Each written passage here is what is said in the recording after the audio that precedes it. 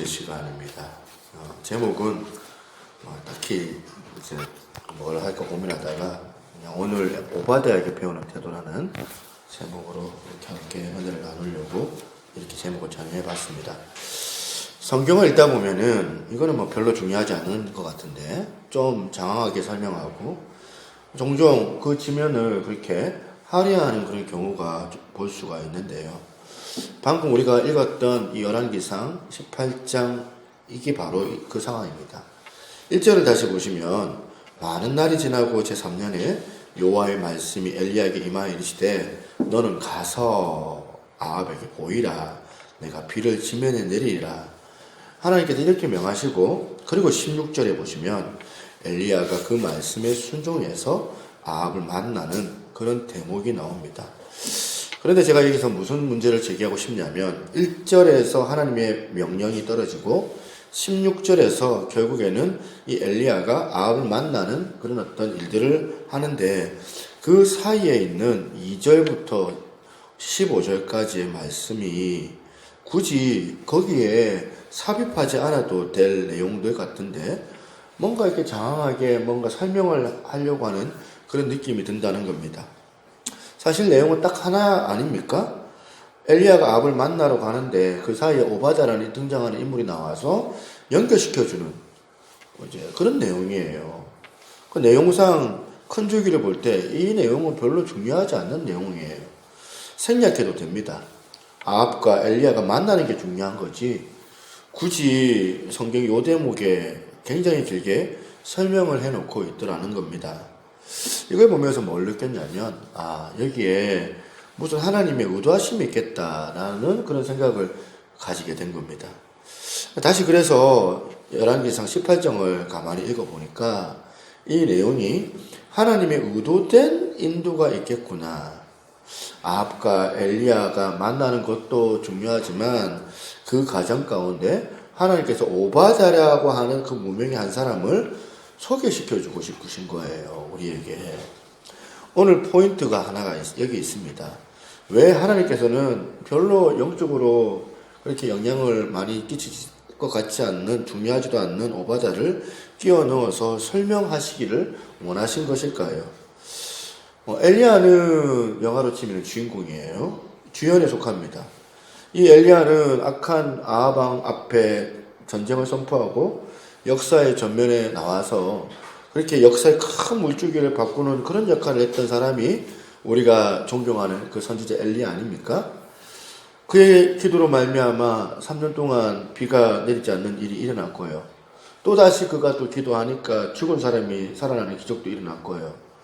뿐만이 아니라 우상을 숭배했던 악한 바알과 아사랴 선지자 850명 대 1로 그렇게 대결을 했고 거기서 당당하게 승리했던 역사적인 사람이 바로 엘리야라고 친다면 오늘 오바댜는 어때요? 초라해요. 한 일이 아무것도 없어요. 한 일이라고는 그냥 엘리야를 아합에게 소개시켜준 게 전부예요. 오늘 본문 말고도 한번 나오면 좋겠는데 오늘 이 본문 이후에는 한 번도 이 오바댜가 나오지가 않습니다. 이 본문을 묵상하다가 어떤 대목에 마음이 탁 놓였냐면 4절 말씀이에요. 4절에 보니까 그동안 오바댜가 한 독특한 일들이 드러나요. 이세벨이 여호와의 선지자들을 멸할 때에 오바댜가 선지자 100명을 가지고 50명씩 굴에 숨기고 떡과 물을 먹였더라. 지금 하나님의 의도를 가만히 보니까 오바댜는 지금 엘리야와 아합 사이의 그 중간에서 연결시켜주는 이야기 전개를 위한 하나의 구실로만 불과하고 그런데 하나님은 지금 이 대목을 드러내고 싶으신 거예요. 그 당시 상황을 봐서 이런 행위, 사절의 행위가 얼마나 위험한 그런 짓 아닙니까? 그 위에 바로 옆에 왕비 이 이세벨이 공개적으로 여호와 하나님을 믿는 선지자들을 잡아 죽이는 그런 상황인데 그런데 바로 밑에서 일하던 이 오바댜가 몰래 100명이나 되는 하나님의 선지자들을 감추어주고 먹여 살리고 그러고 있는 거예요. 발각되면 어떻게 돼요? 그 자리에서 처형돼요. 발각되면 사형감입니다. 그런데 더 중요한 것은 이거 들통나면 어떤 참변을 당할지 모르는 이런 짓을 지금 오바댜가 하고 있는데, 본래 이 오바댜가 방골 기질이 좀 있고 또 혹시 투사 정신이 있어서 어떤 시대적인 어떤 큰 사명감을 가지고 있어가지고 하는 행위냐, 또 그가 겁이 없어서 용감한 사람이어서 이런 담대한 일을 한 게 아니더라는 거예요. 엘리야와의 이 대화를 가만히 보면 오바댜가 얼마나 조심하고 겁이 많은 사람인지를 알 수가 있어요. 엘리야가 오바댜를 만나가지고 무슨 요구를 하고 있잖아요. 내가 여기 있다는 것을 아합에게 가서 네가 구해라고 하니까 가가지고 뭐 보면 말해주면 될 건데 뭐 별거 어려운 일이 아닌 것 같은데, 그 이야기 듣자마자 9절에 뭐라고 해요? 이러되 내가 무슨 죄를 범하였기에 당신이 당신의 종을 아합의 손에 넘겨줄게 하시려나이까. 이 사안을 오바댜는 심각하게 생각합니다. 왜? 오바댜가 이런 말을 할까 가만히 보니까 지금 아합이 엘리야를 잡아 죽이려고 혈연이 되어져 있는데, 만약에 자기가 아합에게 갔는데 엘리야가 도망가듯이 그냥 사라져 버리면, 엘리야가 그냥 가버리고 없으면 자기는 파리 목숨, 죽은 목숨이라는 거예요. 그 장면을 보면 오바댜가 부들부들 떨면서 엘리야에게 지금 그런 말을 하는 것 같아요. 그러니까 오바댜가 뭐 방골기질, 뭐 역사적 사명감, 용감한 사람, 그런 사람이 아니라는 거예요. 이렇게 조심하고 겁이 많고 이렇게 마음이 아주 노심초사한 이런 사람이 바로 오바댜인데, 이런 오바댜가 목숨을 담보로 하는 100명의 하나님의 선지자를 숨겨주는 그 행동이 결코 자기가 강해서 강한 기질 때문에 한 것이 아니다라는 거예요. 그것보다도 지금 하나님을 향한 사랑 때문에, 어쩔 수 없이 하나님을 향한 그런 헌신과 열정이 있었기 때문에 지금 그런 행위를 그냥 막 이제 떨리지만 막 순종하는 마음으로 했다는 이 자체를 하나님께서 알고 계셨던 거예요. 오늘 예배하는 저나 여러분도 마찬가지라고 생각을 해요. 엘리야 쪽이 아니고 우리는 오바댜, 대부분 오바댜 쪽 아닙니까? 말씀을 전하는 저도 마찬가지죠. 한국교회의 큰 역사의 줄기를 바꾸는 그런 대단한 목사가 아니고, 가만히 보면 오바댜예요. 그저 한 교회를 섬기고 평범하게 그지없는 오바댜에 속한 목사가 저라고 저는 생각해요. 오늘 예배를 드리시는 여기 계시는 분들도 뭐 아니라고 하면 이제 하나님께서 보고 주시겠지만, 거의 다가 지금 역사의 줄기를 바꾸고 이런 일을 막 보면 능력을 행하는 그런 일을 할 수 있는 분들이 아니에요. 그저 주어진 일 열심히 하고, 그리고 직장을 잘 섬기고 가정을 잘 돌보고 그리고 겁도 많고, 이러다가 보복이나 당하면 어떡하나, 이런 나약한 마음을 가지고 사는 분들이 사실은 대부분 저와 여러분 아닙니까? 그래서 살다 보면은 이런 회의감이 찾아올 때가 있어요. 인생을 돌아보면 나이를 먹을 때마다 평생 나는 뭐하고 살았냐, 이렇게 나이나 먹어가지고. 오늘 우리들 마음속에 이런 생각들이 자주 들 때가 있어요. 우리 김소희 교수는 아직 멀었다고 저는 생각하지만, 이제 한 50년줄 이제 되시는 분들은 위기의 중년, 요즘에는 사춘기라고 안 하고 사축이라고 하는 그런 말이 있는데, 남자도 갱년기가 있다고요. 남성 갱년기도 있대요. 가장들이 세월이 지나가면 지나갈수록 자꾸 허탈감에 늘고 자꾸 허무한 마음이 든대요. 세상 이렇게 변해가는데, 세월 지나갔는데 나는 도대체 한 게 뭐가 있냐. 여기 계시는 여자분들도 다 그런 마음들이 있다고들 해요. 결혼하고 나서 온통 뒷바라지만 하다가 이제 애들이 다 커버리잖아요. 그럼 이제 빈둥지 신드롬이라고 해요. 그런 말 들어보셨죠? 애들이 다 크고 세월이 지나가고 애들이 이제 다 독립한다고 이제 보면 엄마 무시하고 막 그럴 때 허무함이 찾아오는 거, 내가 뭐 한다고 이렇게 애들 이렇게 키웠을까? 애들 다 크고 나서 이제 보니까 서울은 다 지나가서 나이는 먹을 대로 먹고 세상 다 살았다. 그런데 가만히 보니까 도대체 아무것도 해놓은 게 없다. 요즘 이런 문제로 혹시 마음에 허전한 분들 계시면은 오늘 하나님께서 열왕기상 18장을 가지고 여러분들을 위로해주고 계신다는 사실을 인식하셔야 한다는 겁니다. 하나님께서는요, 지금 어두운 이 시대에 엘리야 같은 위대한 일을 그렇게 한 사람도 귀하게 보시지만 오바다처럼 자기에게 주어진 그런 작은 그릇에 비하면은 한 일이 별로 없어요. 100여 명 감춰주고 숨겨준 것 말고는 아무것도 한 일이 아닌 것처럼 느껴지지만 하나님의 관점은 그렇지 않더라는 겁니다. 엘리야가 하나님 앞에서 귀한 것처럼 오바댜도 귀하다는 거예요. 오늘 이 사실을 전해주시기 위해서 하나님께서 굳이 2절부터 15절까지 이런 장황한 내용을 거기에 담아낸 게 아닐까. 제가 말씀을 그렇게 이해하게 되었다는 겁니다. 하나님께서도 오늘도 그렇습니다. 그 사람이 어떤 위치에서 얼마나 대단한 일을 하고 있느냐를 하나님은 그렇게 보시지 않고 그 자리에서 얼마나 자기에 맡겨진 상황에서 최선의 수고를 다하느냐 이걸 보신다는 거예요. 여러분, 우리가 위대한 전도자 무디처럼 보면 빌리그레암 목사님처럼 수천 명, 수만 명 그렇게 하나님 앞에 인도하는 일을 못합니다. 그런데 우리가 할 수 있는 일이 있다는 거예요. 작은 교회라도 일들이 많잖아요. 교회가 이런 일들을 자꾸 여러분들에게 요구한다는 그 자체가 부담스러워하지 마세요. 이런 구조 자체가 교회가 살아있다는 뜻이고 건강한 구조라는 뜻이거든요. 우리 주변에 내가 조금만 마음을 쓰면 옆에 주변에 복음을 전할 수 있는 사람들이 얼마나 많이 있습니까?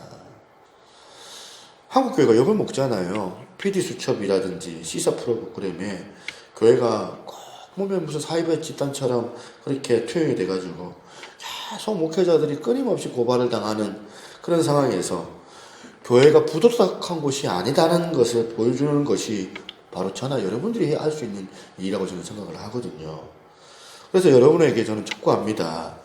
자꾸 여러분 엘리야같이 그렇게 만들어달라고 그렇게 떼쓰지 마시고 하나님 앞에서 지금 이 자리 오바댜 같은 자리에서 내가 할 일이 무엇이 있는지를 되돌아볼 수 있는 복된 은혜가 있기를 바랍니다. 제가 말씀 준비하면서 기도 제목을 계속 수정을 하고 계속 마음을 바꿨던 것 같아요. 하나님, 한국교회를 나에게 주옵소서. 그렇게 기도하기보다는 맡겨진 한교회 잘 섬길 수 있도록 나에게 주신 사랑하는 영혼들 잘 사랑할 수 있도록 오늘 하나님이 열왕기상 18장 1절에서 15절을 통하여서 우리에게 말씀하시고자 하는 메시지가 바로 이거라는 거예요. 여러분, 이 악한 세상에서 그리스도인으로서 영성을 잘 유지하고 살아가는 방법을 오늘 이 말씀을 통해 의논해 보자는 겁니다. 주어진 상황에서 최선을 다하는 오바댜의 모습을 보면서 배울 점이 있는 한 4가지 정도 제가 정리를 좀 해봤습니다. 우리가 험한 정말 이런 살아가는 이 험난한 이 세상 가운데서 그리스도인으로서 우리가 정말 생존하기 위해서 우리가 오바댜에게 배울 점 첫 번째가 뭐냐면 세상 속에 발 담고 살되 변질되지 않는 그런 인생이 되자는 겁니다. 사실 오바댜는요, 많은 오해 소지의 조건을 갖추고 있었던 환경을 가지고 있었던 사람이었습니다. 그 왕 밑에 있지만 악한 아합왕 밑에 빌붙어 사는 인간이라고 손가락질 받기 딱 좋은 사람이에요. 국내 대신은 그 시대의 2인자에 속하는 위치거든요. 그러니까 오바댜가 얼마나 위치가 대단한지. 그러니까 왕 밑이니까 오해 소지가 분명히 있죠. 어떻게 저런 인간이 다 있냐고. 친일파도 아니고 저런 쓰레기 같은 놈. 늘 악한 권력에 빌붙어가지고 보면 아둥바둥 거리면서 아참이나 떨면서 먹고 산다고 그런 소리를 들을 것 같은데 하나님께서 놀랍게 그에게 이렇게 평가를 합니다. 3절을 보세요. 아합이 왕궁 맡은 자 오바댜를 불렀으니 이 오바댜는 여호와를 지극히 경외하는 자라. 지금 그냥 경외하는 게 아니에요. 지극히 경외하는 자라. 이런 말씀을 들을 때마다 늘 마음에 다짐하는 게 이거예요. 세상 잣대로 여러분 사람을 평가하지 말자는 거예요. 자기 편견으로 사람을 함부로 점수 매기지 말자는 거예요. 사람들이 볼 때는 쓰레기 같아 보이는데 하나님께서는 다르게 평가하시잖아요. 지극히 여호와를 경외하는 자라는 인정을 해주는 게 하나님께서 이 오바댜에게 내린 평가였어요. 그리고 또 발견되는 게 뭐예요? 너무너무 세상 탓만 하지 말자는 거예요. 어떤 사람은 세상이 더러워서, 세상이 너무 어려워서 이 세상에서 환경이 이러니까 믿음 생활하기 어렵다. 술 안 먹고 여자 가까이 안 하고 어떻게 사업할 수 있겠느냐는 거예요. 주의 성수 안 하고 어떻게 지금 한 달 동안 이런 수익을 유지할 수 있겠느냐. 그런데 이게 전부가 다 핑계라는 것을 오바다를 보면 알 수가 있어요. 이 악했던 아하방 시대 때 오바다는 그 순결과 그 거룩을 훼손시키지 않는 하나님의 그 사람으로 서가고 있습니다. 여기서 우리가 중요한 것은요, 세상에 몸담고 살되 우리가 변질되지 않기 위하여서는 누구의 영향을 받는지를 점검하셔야 돼요. 예를 하나 들어볼게요. 언젠가 여러분도 그렇지만 버스를 탈 때가 있잖아요. 저도 버스를 한 번씩 타는데 그래도 옆에 예쁜 아가씨가 탈 때가 한 번씩 있어요. 그러면 이제 향수 냄새도 나서 막 눈이 가고, 그러면 또 어떻게 생겼는지 궁금하고 그래요. 사람들이 꽉 또 이렇게 몰려 또 타면 어쩔 수 없어가지고 막 몸이 닿고 막 그럴 수도 있잖아요. 그 아가씨하고 저하고. 그런데 아무리 지금 버스에서 그 향수를 냄새를 풍기고 막 매력적이고 예쁘다고 할지라도 지금 현재 같은 자리에 지금 보면 서가지고 부딪히고 같이 서 있다 할지라도 그 여자하고 나하고는 아무런 상관이 없는 거거든요. 상관 있는 척하고 접근하면 큰일 난 거잖아요. 이게 비록 지금은 내 아내가 좀 떨어져 있지만 영적으로 마음적으로 내 아내랑 제가 가까이 있는 거예요. 우리 집사람이 그렇게 얘기하면 나중에 집에서 또 한 소리 할까 내가 집에서.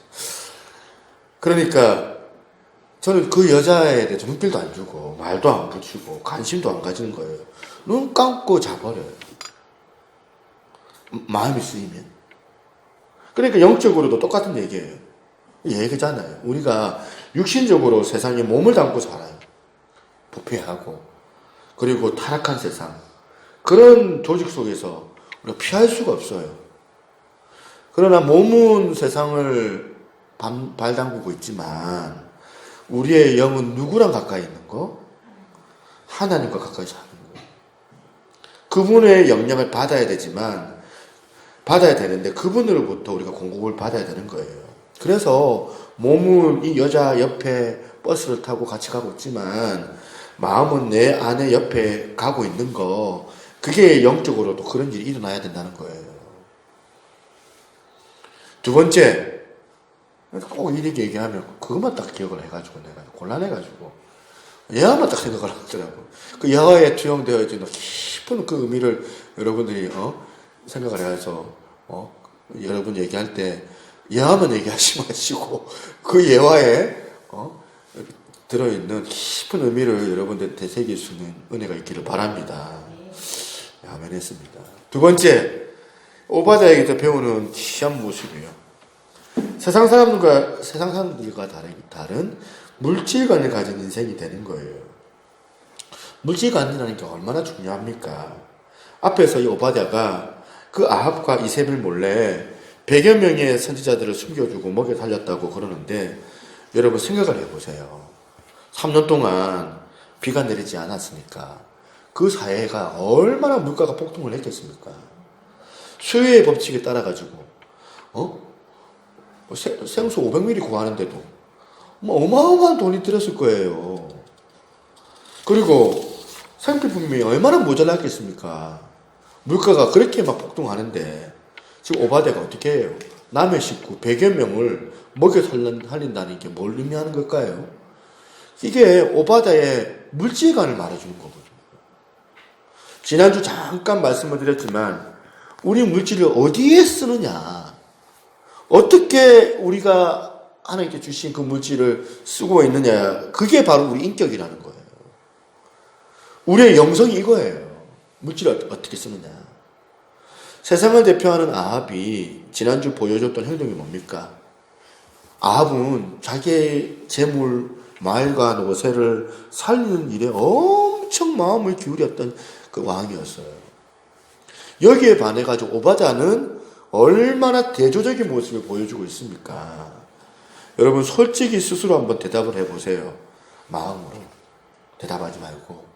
여러분은 오바다 축에 속하시는 분들입니까? 아합 축에 속하시는 분들입니까? 그래도 여러분 많은 분들이 힘들다 하지만 요즘 경기가 너무 지금 안 좋으니까 어렵다고들 다 하지만 우리나라 사람들 보편적으로 말하는 사람들은 다 평균 이상의 부를 가지고 살아가고 있잖아요. 보편적으로 여러분 많이 누리고 사시잖아요, 사실은. 자기를 되돌아볼 때 늘 아합처럼 자기 재물에 집착하고 그렇게 살고 계시면 그것이 험한 이 세상에 발목 잡히는 무서운 요인이 될 수 있게 되더라는 거예요. 여러분, 한국 교회가 그렇게 허약할 수밖에 없는 것이 뭘까? 숫자는 뭐 엄청 모였다. 뭐 보면 큰 교회 가보면 막 사람들이 미어 터지잖아요. 엄청 많이 대단히 모여들지만 성도들의 관심이 다들 여전히 물질에 집착하고 어디 갈 데 없나? 투기할 데 없나? 제가 이제 요번에 갔던 오늘 칭찬도 해야 되지만 또 안 좋은 것도 있더라고요. 요번에 이렇게 우리 건너철학을 같이 제가 막 너무 기대 이상이 좋았다 하지만 주보를 딱 폈는데 이제 제가 충격을 받았죠. 당회장 배우 골프 대회 이래가지고 깜짝 놀라가지고 목사님 중심으로 골프를 치러 갔다고 하더라고요, 이번 주에. 그래가지고 이제 그렇게 여유를 부릴 수도 있겠구나 이런 생각도 하지만 이런 부분에서 누리고 사는 거겠지만 그 부분은 아니자고는 생각을 했던 것 같아요.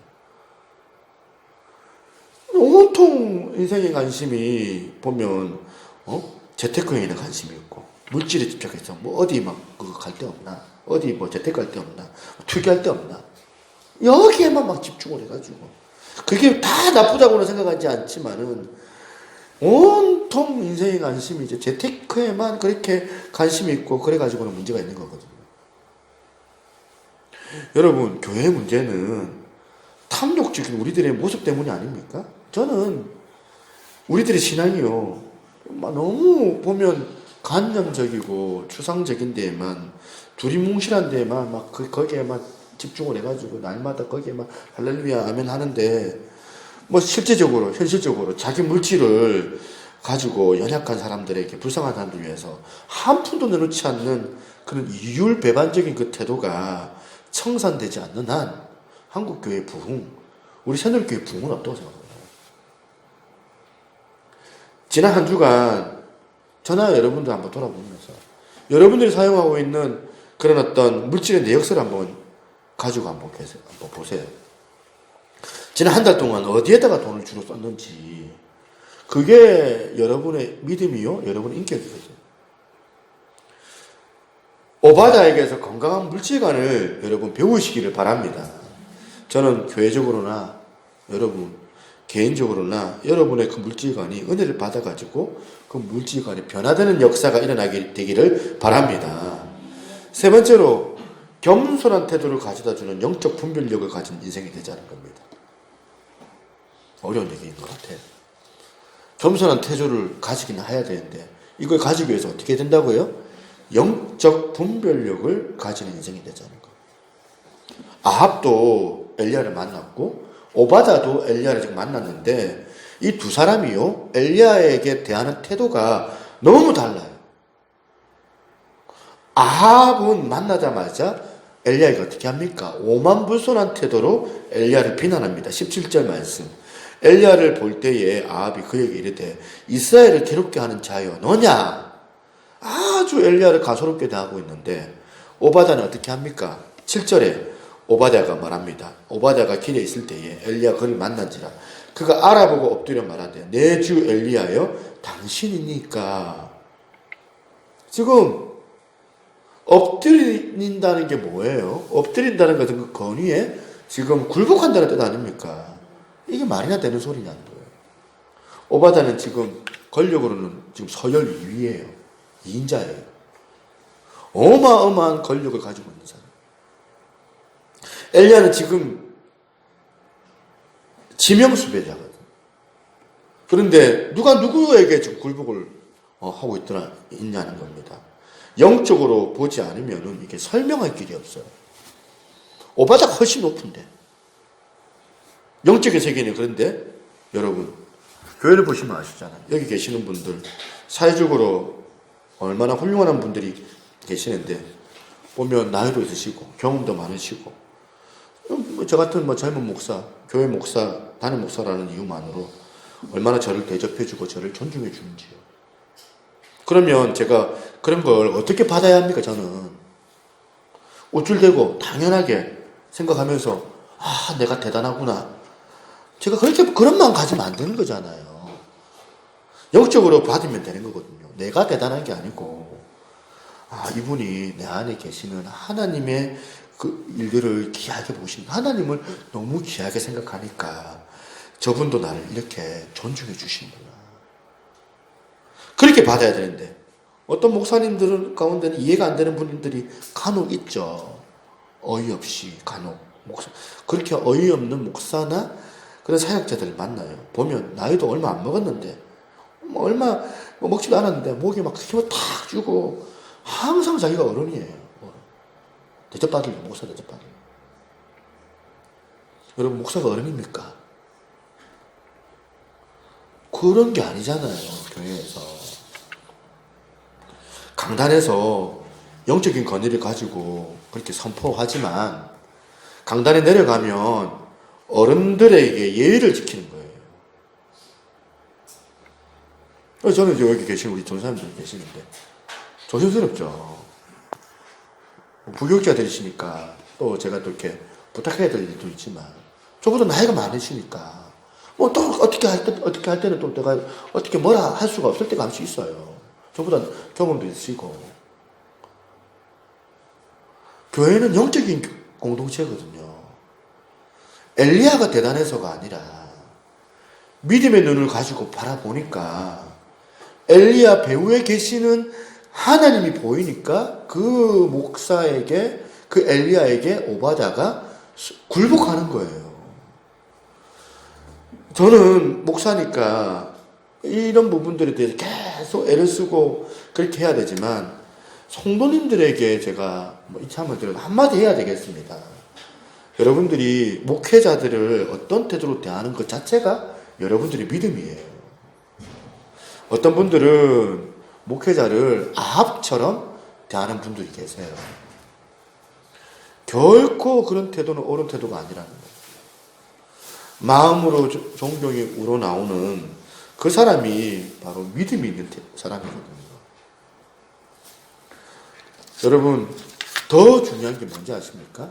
한국 교회가 가지고 있는 위선이 뭐예요? 위선이 목사님 면전에서는 막 굽신굽신거리고 아니 안 그런 척하고 그러면서 마음으로는 순복하지 않는 그런 태도.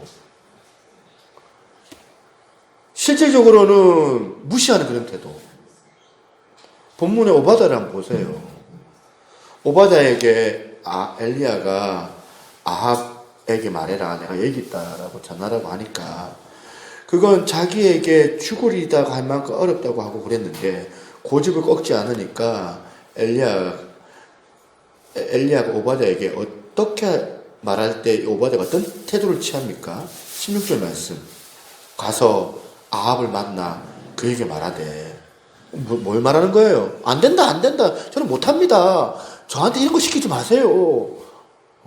그랬는데 결국에 오바다가 엘리야의 영적 권위에 순종하는 태도예요. 그게 겸손이에요. 악수할 때 허리 많이 굽힌다고 해서 겸손을 하다고 말하지 않은 거거든요.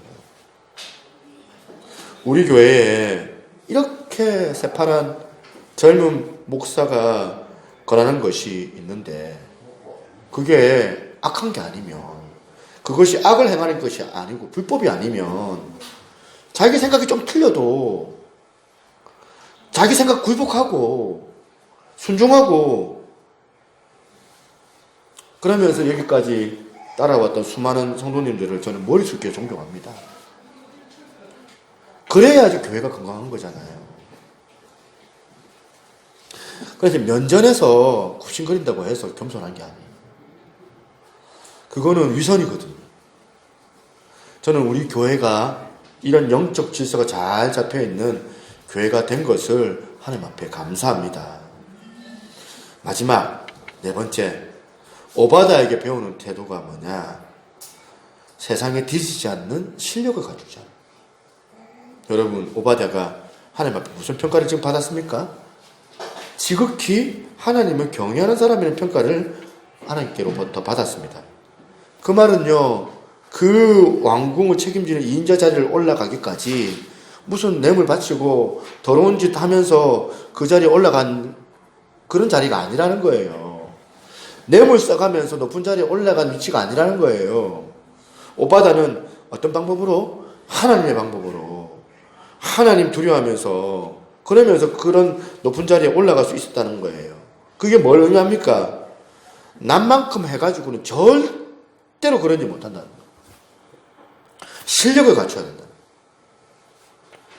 예수 믿는 사람들이 이 땅에서 비둘기처럼 순결하게 사는 거 필요합니다. 교회가 깨끗해야 돼요. 거룩해야 돼요. 교회에 한 점 오용 없이 그렇게 교회가 깨끗함으로 유지가 돼야 된다고 저는 생각해요. 그런데 그것만이 아니라는 거예요. 교회가 비둘기처럼 순결해야 되지만 교회가 또 능력이 있어야 돼요. 그리스도인들이 이 세상에서 얼마나 그렇게 깨끗하게 사는 것도 이제 중요하지만 깨끗하게 사는 것이 되어서 깨끗하게 사니까 무능해도 된다. 이건 아니에요. 유능해야 돼요. 실력이 있어야 돼요.